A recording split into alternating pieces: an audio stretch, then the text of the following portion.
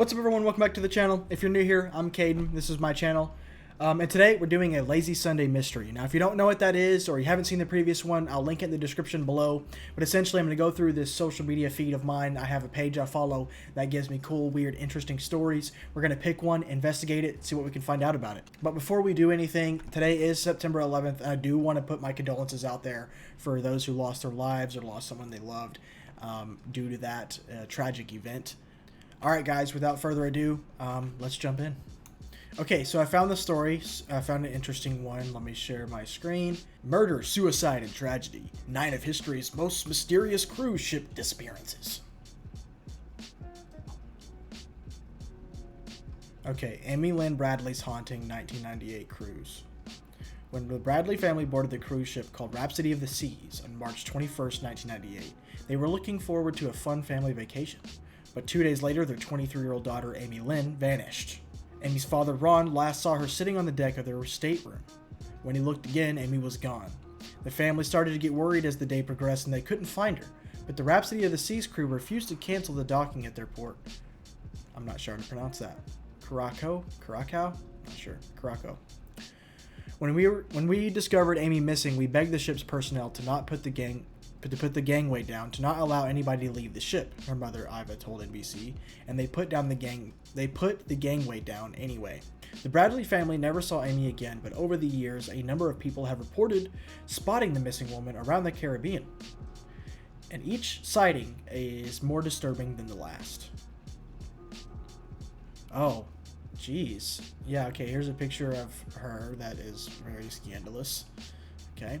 According to The Sun, sightings of Amy Lyn Bradley range from tourists who think they spotted her on a beach in 1998 to a U.S. Navy sailor who said he met her in a brothel in 1999. He claimed that she introduced herself to him as Amy Lyn Bradley and begged for this help. But he didn't initially report it because he thought he'd get in trouble. Understandable, I guess. Not really. Actually, I don't know what I would do in that situation. I don't even know if I would be in that situation. But the most disturbing alleged sighting of Amy came in 2005 when her family received a photo of a sex worker named Jazz laying on a bed. When I first looked at the picture, it wasn't the Amy I know, her mother said. The picture looked like a harsh and tormented Amy. Well, I mean, if she's being sex trafficked, yeah.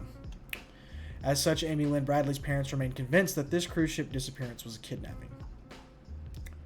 Okay. So, let's start by just Googling her name.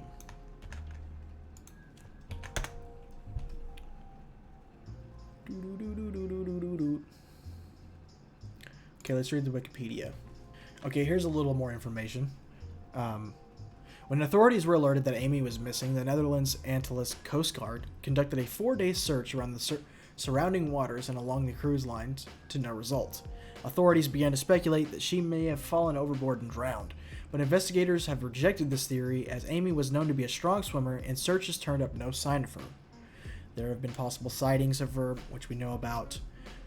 Okay, so they did do a search, but they didn't find anything. So at first they thought maybe she could have drowned, but then they didn't find any body in the water, so they're like, okay, maybe she didn't. How long was she missing? Or when did she go missing? 1998. Okay. So she's been missing since 1998. There was another potential sighting in 2005 when a witness named Judy Maurer claimed to have seen Bradley in a department store in Barbados. She claimed a woman entered the restroom accompanied by 3 men who proceeded to threaten her if she did not follow through on a deal. She alleges that after the men left, she approaches the distraught woman who said that her first name was Amy and that she was brought here from Virginia before the men re-entered the room and took her away. Oof. And that's scary. Okay. So, we're going to leave that one open.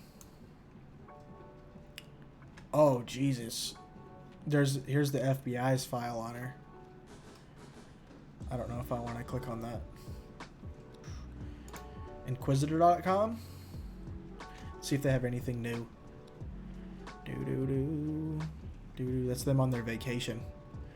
Now, that's crazy. You go on a vacation and you think everything's fine. One of your family members goes missing. You try to tell the ship, but they just don't care.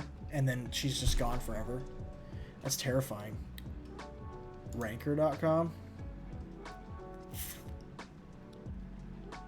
Ooh, I haven't read this one. After dinner on the evening of March 23rd, 1998, Amy Bradley entered the disco of the ship and was observed dancing continuously with a member of the band. This individual, Alistair Yellow Douglas, and Amy were even videotaped repeatedly by a camera person producing a promotional piece for the cruise line. Footage surfaced when the video producer heard about Amy's disappearance and assumed she must be in some sort of the video of the evening in question. She must be in some of the video from the evening in question. After Amy left her room, she was seen near the disco with Douglas at approximately 6 a.m. A witness could subsequently claim to have seen Douglas hand Bradley a dark drink, possibly coffee. Other witnesses saw Douglas leaving the area by himself, but Amy was never seen again. Police eventually cleared Douglas after a polygraph, but before the FBI got a hold of the disco video. Okay, so he was cleared by polygraph, but that doesn't mean that he's innocent. Oh, what? Probably the most reprehensible chapter of the entire incident. In the fall of '99, an individual named Frank Jones contacted the Bradleys and claimed that the Colombian gangsters were holding Amy Lyn along the island of Curaçao. Jones claimed to be a former member of the American Special Forces, and he offered to help set Amy free. He also claimed he had eyewitnesses to Amy's location, a cook who accurately described Amy's tattoos, and even a lullaby she heard Amy sing, which she was taught by her mom. Two other former SEALs were sent to Curaçao to specifically determine Amy's location. When Jones demanded more money to underwrite the actual armed rescue, the Bradleys asked for a concrete proof that their daughter was actually under Jones's team's surveillance. He responded with a photo of a similarly tattooed woman who resembled Amy, and the Bradleys paid him the rest of the money. The total came to $210,000. They were instructed to fly to Florida to wait for a call from Jones as soon as Amy was recovered. They waited in a hotel for a week before they got a call from one of Jones's associates and determined the whole operation was a scam. The cook, the photos, the Colombians, and the house under surveillance were all a fraud.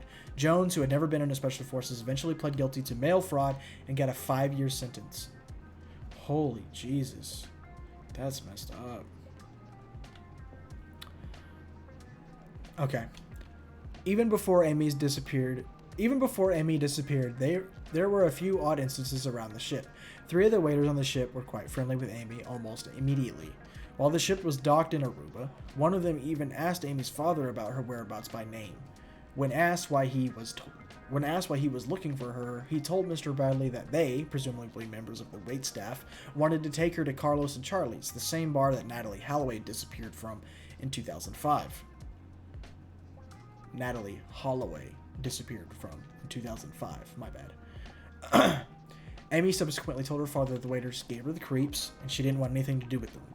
That night, when the ship's staff posted photos taken of all the dinner participants, Amy's mother noticed that all of the daughter's photos were missing, despite the gallery supervisor clearly remembering that they were posted earlier. Interesting.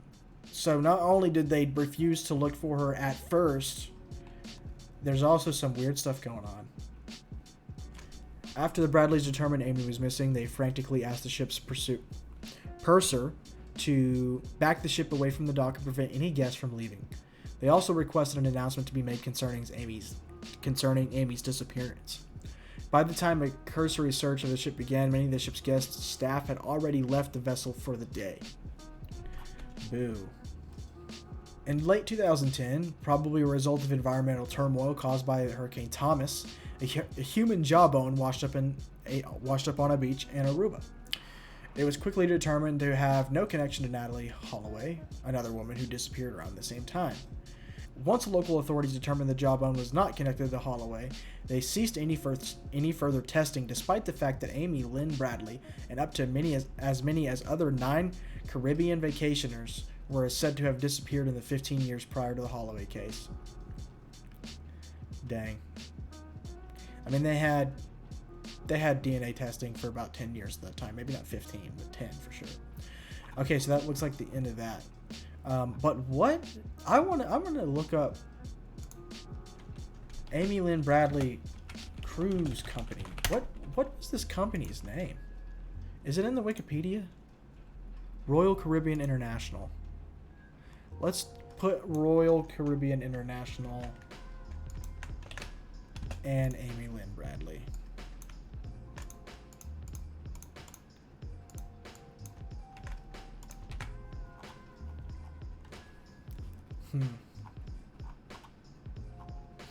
Okay. I think that's about it. She's just been missing. There's been possible sightings. Nothing conclusive though. That's crazy. All right, guys, that's it for this one. Amy Lyn Bradley, disappearance on a cruise line. Yeah, I personally don't like cruises. I would never go on a cruise. But I think that it's interesting that not only did the cruise company refuse to help look at first, they did, don't get me wrong, they did, but not at first, which definitely didn't help the situation. But there was also some weird stuff going on with the waiters and some pictures taken by the staff of her that were eventually missing. Then they had the guy that was in the band, but he was cleared by polygraph. She was seen dancing with this guy before she went missing, but I don't know if polygraph is good enough to clear it.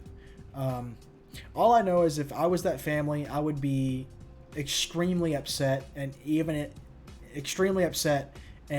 try to sue the cruise company, because that's just jacked up that they wouldn't try to assist somebody when you say, hey, they're missing for real. Like, we don't know where these people are. But hope you guys enjoyed today's episode of the Lazy Sunday investigation, investigating a disappearance from a cruise line. If you liked it and if you want to see something else, or if you even have something else and you want to suggest it to me, please leave it in the comments below. I will definitely check them out and use your suggestions going forward. If you want to support me going forward, as always, guys, like and subscribe. And until next time, peace.